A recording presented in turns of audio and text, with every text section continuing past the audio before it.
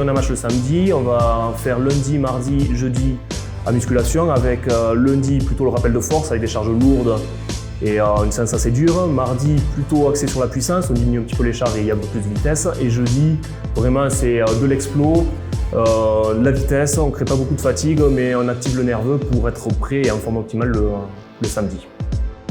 On communique très souvent avec le kiné et ostéo du club, Cédric.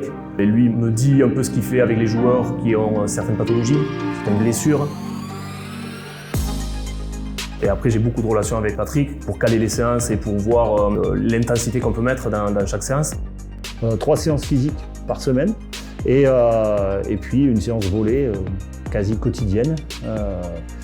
Début de semaine, beaucoup en fonction du match qu'il y a eu le week-end, si c'était un match très difficile ou plus tranquille. Et on adapte un petit peu en fonction de ça. Et 1 à 2 séances un petit peu individualisées en fonction des postes. Beaucoup pour les réceptionneurs et beaucoup pour les passeurs. L'ambiance du groupe, elle est très bonne. C'est un mélange de joueurs expérimentés, avec les 2 Argentins par exemple, Maxi et Facu, qui amènent leur expérience et leur dynamisme d'Argentins. Et des jeunes joueurs qui sont plus discrets mais qui sont bien intégrés dans le groupe. Antoine, Lohan, voilà, c'est des joueurs qui sont en pleine progression et le mélange est plutôt intéressant.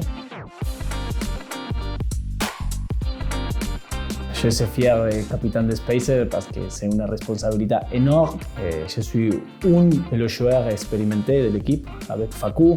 On est les 2 argentins, on connaît bien, on joue ensemble l'Argentine, on joue ensemble ici.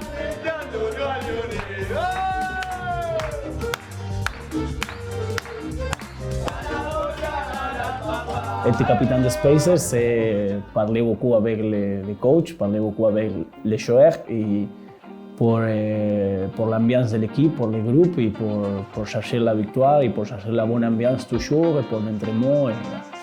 C'est beaucoup de choses. Je ne sais pas si je peux expliquer tous ici, mais c'était bien.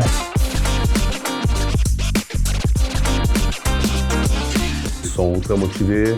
On a un bon mélange avec des Français, des étrangers, des joueurs plus expérimentés.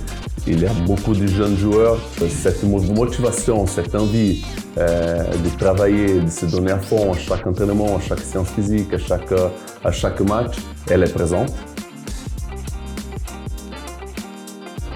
Avec Benoît, on se connaît depuis longtemps.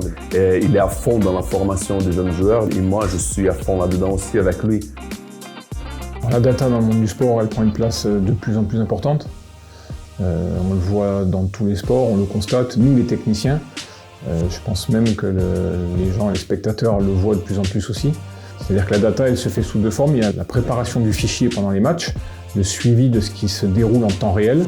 Donc moi, je fais ça dans la première partie où je suis pendant le match en train de stater. On les compile et ensuite on fait des requêtes pour analyser et en sortir notre choix à nous de club. Sur les mêmes statistiques et les mêmes vidéos, un autre club peut décider autre chose en fait. Donc c'est là que ça devient hyper intéressant dans le staff, avec l'entraîneur des pros, l'adjoint, moi, de décider ce qu'on va faire et des plans A et de plan B.